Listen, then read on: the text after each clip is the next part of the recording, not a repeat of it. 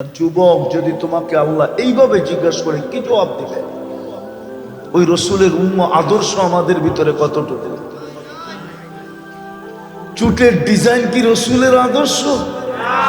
31 night কি রসুলের আদর্শ? 14 তারিখ কি রসুলের আদর্শ? আমাদের পোশাক আশাক কি রসুলের আদর্শ? তাহলে আমি আকর্ষণের পাত্র হব কি করে? কালকে জবাব দিব কি করে?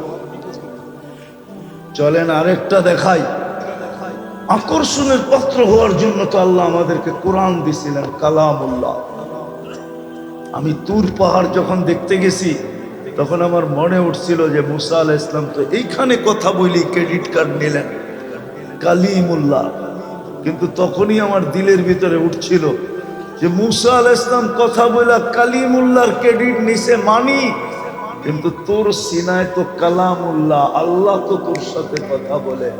মুসা আলাইহিস সালাম কথা বলা বড় না আল্লাহ আমার সাথে কথা বলে এটা বড়?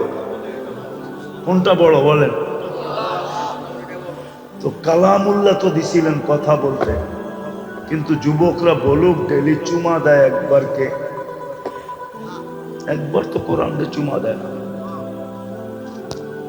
একবারও তো খুলা দেখে না। পড়া তো দূরের কথা, আপনি বলবেন আমি পড়তে পারি না, তাতে কিছু আসে যায় না। আপনি পড়তে পারেন না, খুলা তো চোখ বুলাইতে পারি না? পারি না? চোখ বুলাইতে না পারি, চুমা তো দিতে পারি। আজকে তো আমাদের ঘরে কোরআন কাঁদতেছে, কসম খোদা। আমার কাছে যদি আধ্যাত্মিক শক্তি থাকতো তাহলে আমি আমার জাতির কোরআনের কান্না শোনায় পাগল বানায় দিতাম, কিন্তু নাই, কি করব? কোরআন কিন্তু কাঁদতেছে। সারা বৎসর যে কোরআন একবার ছুঁয়া দেখে না, আপনি বরকতের জন্য রাখছেন ঘরে, এই জন্যই তো রাখছেন। মুসলমানের ঘরে কোরআন কেন? ঠিক না? কোরআন তো লানত দিতেছে, কেননা সারা বৎসর একবার কোরআনকে চুমা দিয়ে দেখে না, লানত দিবে না তো কি করবে? কোরআন তো কাঁদতেছে। আপনি বলবেন কোরআন কাঁদে, আচ্ছা খেজুর গাছ যদি কাঁদতে পারে তো কোরআন কেন কাঁদবে না? আল্লাহর রসুলের পিঠের ছোঁয়া থেকে বঞ্চিত হওয়ার কারণে খেজুর গাছ যদি কাঁদতে পারে, তাহলে কোরআন কেন কাঁদতে পারবে না? ওটা তো আল্লাহর কালাম, কোরআন তো কাঁদে। কোরআন তো দিছিলেন আমাকে ফুটানোর জন্য। আহমদ ইবনে হাম্বল রহমতুল্লাহ আলাইহি জিজ্ঞাসা করছেন আল্লাহকে, আল্লাহ আপনার নৈকট্য পাওয়ার, কাছে হওয়ার, আকর্ষণের পাত্র হওয়ার সবচেয়ে বড় মাধ্যম কি? তো বলছে আহমদ আমার কালাম। আজকে যদি চুমা দিতাম তো আল্লাহর কাছে আকর্ষণের পাত্র হইতাম, কিন্তু চুমা তো দিই না। শেষ জায়গায় চলে আসছি, আল্লাহ নিজের ঘর নামায় আমাদেরকে দিয়া দিয়েছেন মসজিদ। আজকে মসজিদ চিৎকার দিতেছে, মুসল্লি কোথায়, মুসল্লি কোথায়? মসজিদ মসজিদ না, এটা আল্লাহর ঘর। আল্লাহ নিজের ঘর আমাদেরকে গিফট করছেন, গিফট। কোন উম্মতকে দেন নাই। ১৬ লক্ষ উম্মতকে শুধু কাবা আর কেবলা দিছেন, ঘর দেন নাই। আমাদেরকে ঘর উঠায়া দিয়া দিছেন, কিন্তু মসজিদে মুসল্লি নাই। জুমার দিন কিছু মুসল্লি হয়, যুবক মসজিদের দিকে তাকায়ও দেখে, অথচ ডাকে কে? আরেকটা জিনিস মনে উঠলো, দেখি বুঝে আসে কিনা। আল্লাহ তো আমাদের সাথে কথা বলার জন্য কালাম দিলেন, ঠিক না? কিন্তু আমারও তো কথা বলতে মন চায়, ঠিক না? তো আল্লাহ আমাকে নামাজ দিলেন। নামাজি কিন্তু আল্লাহর সাথে কথা বলে। নামাজি কার সাথে কথা বলে?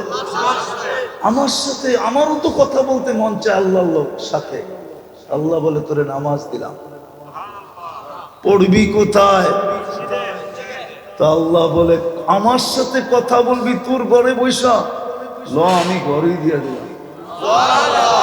কি দিয়া দিলাম? ঘরে দিয়ে দিলাম। আল্লাহ ঘর তো দিলেন, কথা বলার সুযোগ তো দিলেন, কিন্তু যাই ঝামেলায় যদি পেঁচায় যাই তো আল্লাহ বলে আমি ডাইকা ডাইকা কথা বলায় দেব। 5 বেলা ডাকে। কে ডাকে? বুঝাইতে পারতেছি, শুধু আল্লাহ ডাকে। শুধু আল্লাহ ডাকে না, রহমান ডাকে, রহিম ডাকে, মালিক ডাকে, কুদ্দুস ডাকে, সালাম ডাকে, মুমিন ডাকে, মুহাইমিন ডাকে, আজিজ ডাকে, জব্বার ডাকে, মুতাকাব্বিরুল খালিকুল বারিউল মুসাব্বিরুল গফফারুল কহ্হারুল ওয়াহ্হাবুর রাজ্জাকুল ফাত্তাহুল আলিমুল কাবিদুল বাসিতুল খাফিদুর রাফিউল মুইজ্জুল মুদিল্লুস সামিউল বাসীরুল হাকামুল আদলুল লতীফুল খবীরুল হালিমুল আযীমুল গফুরুশ শাকুরুল আলিকুল কবীরুল হাফিজুল মুকিতুল হাসিবুল জলিলুল করিমুল রকিবুল মুজিবুল ওয়াসি আল হাকিমুল ওয়াদুদুল মজিদুল বাঈতুশ শাহীদুল হকুল ওয়াকিলুল কবিয়ুল মতিনুল ওয়ালিয়ুল হামিদুল মুসি আল মুবদি আল মুঈদ আল মুহয়ি আল মুমীত الحي القيوم الواجد الماجد الواحد الأحد الصمد القادر المقتدر المقدم المؤخر الأول والآخر الظاهر والباطن الوالي المتوالي البر التواب المنتقم العفو الرؤوف مالك الملك ذا الجلال والإكرام المقسط والجامع والغني والمغني المانع الضار النافع النور الهادي البديع والباقي الوارث والرشيد الصبور জাল্লে জালালু 99 পদের মালিক আল্লাহ ডাকে। এইবার ভাবো কত বড় অপরাধ। 24 ঘন্টা জান্নুল খাই, হায়াত যার হাতে, মৌত যার হাতে, সুস্থতা যার কাছে, অসুস্থতা যার কাছে। আল্লাহ ডাকে, তারপরও মসজিদে আসে। মসজিদ দিছিলেন নৈকট্য লাভ করার জন্য, আকর্ষণের পাত্র হওয়ার জন্য, আল্লাহর কাছে, রসুলের কাছে। কিন্তু আজকে মুসলমানের সম্পর্ক রসুল মসজিদের সাথে নাই। হায় একটু ভাবি, তারপরও যে টিকা আসি, জানি না কেন টিকায় রাখছেন। ওটাও মনে হয় এই কারণে টিকায় রাখছেন, কেননা বন্ধুর সাথে ডিট হয়ে গেছে, আপনার উম্মতকে আমি সমূলে ধ্বংস করব না, নাইলে ওলামা একমত হবে আমার সাথে। পুরা নারায়ণগঞ্জের কোন উম্মতকে, জাতিকে আল্লাহ 1500 বছর সুযোগ দেন নাই। 1500 বছর হয়ে গেছে আমাদের নবীর জন্ম থেকে নিয়ে। আল্লাহ আমাদেরকে এখনো সমূলে ধ্বংস করতেছেন না। কোন উম্মতকে সুযোগ দেন না, 1500 বছর দেন না, এর আগেই সমূলে ধ্বংস করে দিয়েছেন। এক জায়গা না, 2 জায়গা না, 100 জায়গা আমার এই 2 চোখে দেখা আছে। কোরআনে যত জাতিকে ধ্বংস করছেন, গণতে হবে কোনটা বাদ আছে কিনা। আমি সব এই পর্যন্ত দেখা গেছি। আল্লাহ আমাকে দেখাইছে, আলহামদুলিল্লাহ। এটা করেই তো 103টা দেশ পুরা হয়েছে। আমি দেখা বলতেছি, আমাদেরকে আল্লাহ শুধু নবীজির চোখের পানির কারণে বাঁচায় দিয়েছে। কাঁদতে কাঁদতে জিজ্ঞাসা করছিলেন, পিছে তাকাইলে দেখি সব উম্মতকে ধ্বংস করে দিয়েছেন, সমূলে আমার উম্মতকে কি ধ্বংস করবেন? তো বলছে, না বন্ধু, আপনার উম্মতকে সমূলে ধ্বংস করব না। এই জন্য বেঁচে গেছি, নাইলে আল্লাহ ডাকবে আর দোকানওয়ালা বলবে দোকান। ইম্পসিবল ছিল, ইম্পসিবল, কখনো সম্ভব ছিল না। বিদায় আসেন, আল্লাহর কাছে আকর্ষণের পাত্র হয়ে যেতে হবে। খালি মানুষ হইলেই হবে না।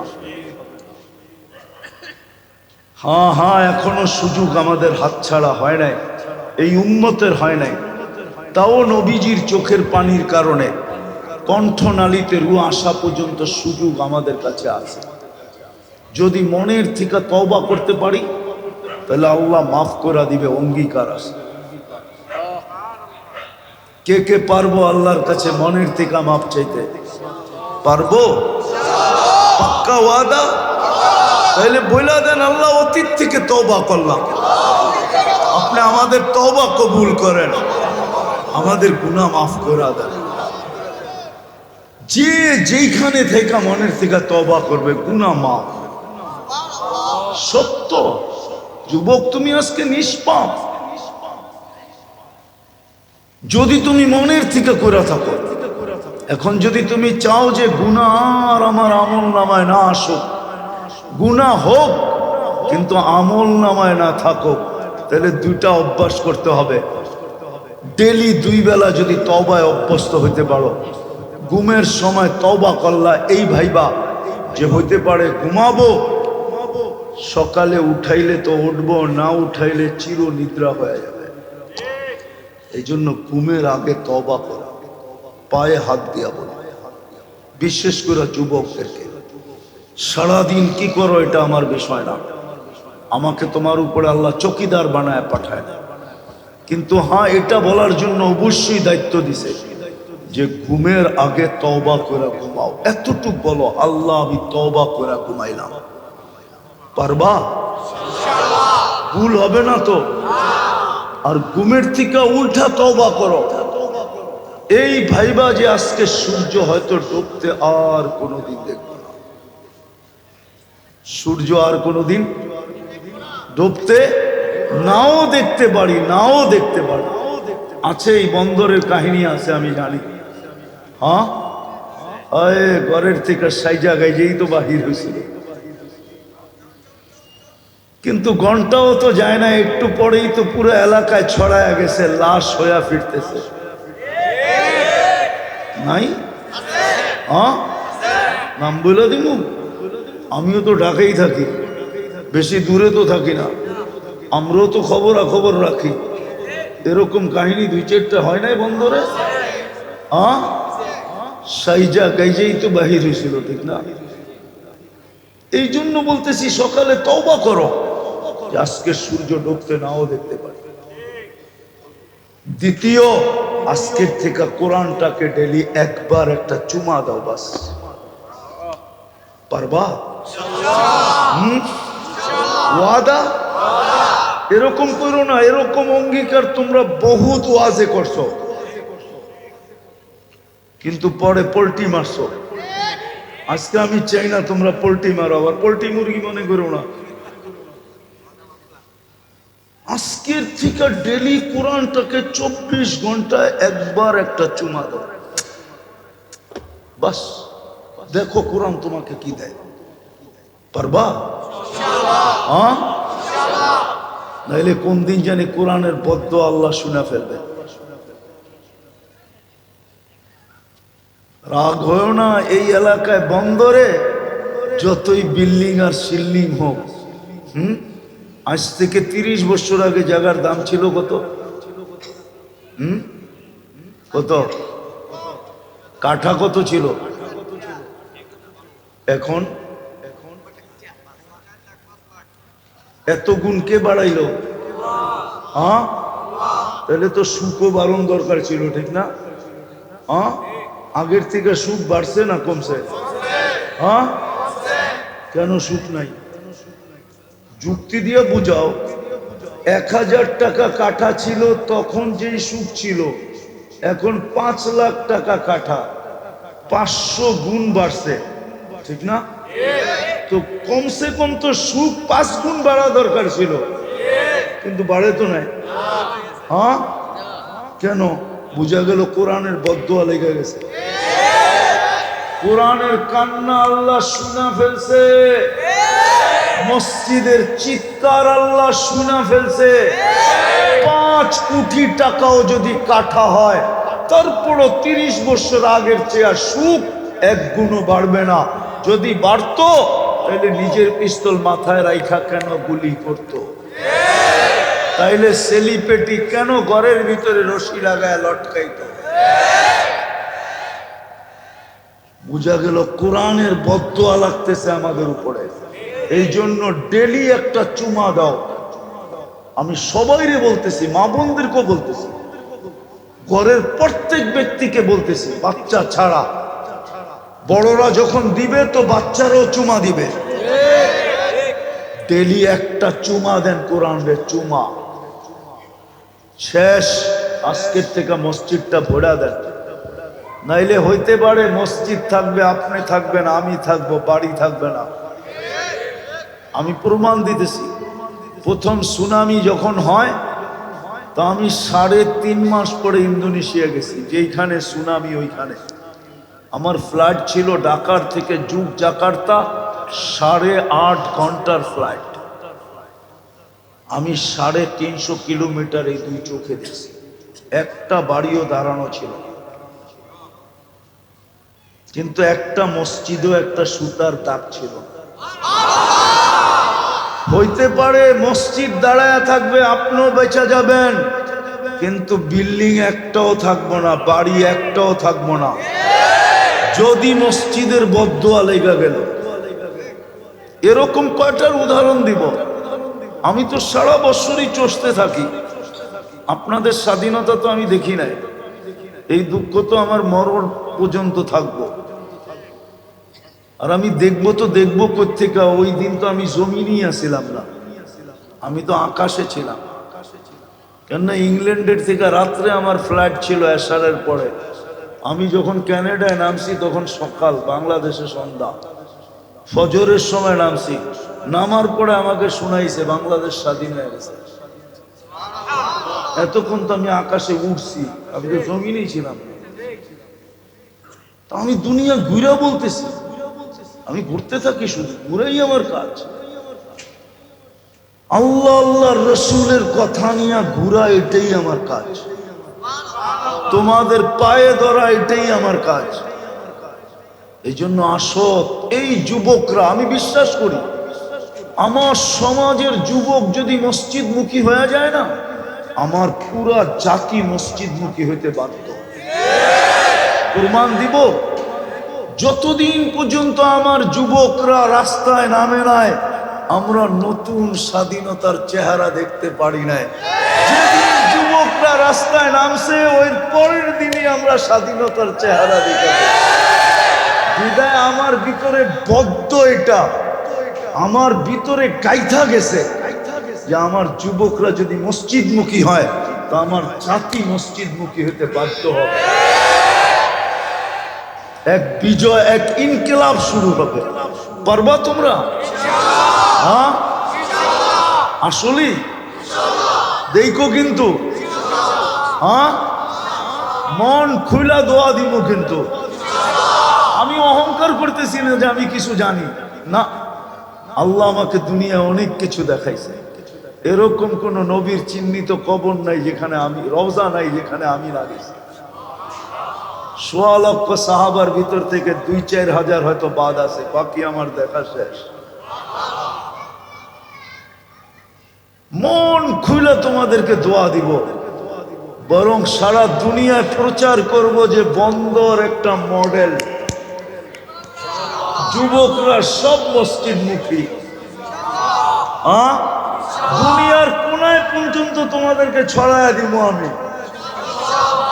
কেননা দুনিয়ার এই কোনা থেকে ওই কোনায় যাওয়া আমার জন্য কোনো ব্যাপার না। আলহামদুলিল্লাহ, আমি যেই কোনো মুহূর্তে ইচ্ছা করলে উড়াল দিতে পারি। আল্লাহ আমার এরকম ব্যবস্থা রাখছেন, এটা মালিকের এহসান, মালিকের এহসান। আমি যেই কোনো মুহূর্তে উড়াল দিতে পারি, যেই কোনো দিকে। আমার জন্য কোনো বাধা বিপত্তি নাই। আমি তোমাদের দৃষ্টান্ত দুনিয়ার কোনা পর্যন্ত ছড়ায়া দিব। হ্যাঁ হ্যাঁ, পারবা? পাক্কা? বিলকুল? কালকা খবর নিলে পাবো তো? আল্লাহ কবুল করুক। এখনই পাগড়ি দেওয়া হবে, তারপরে দোয়া।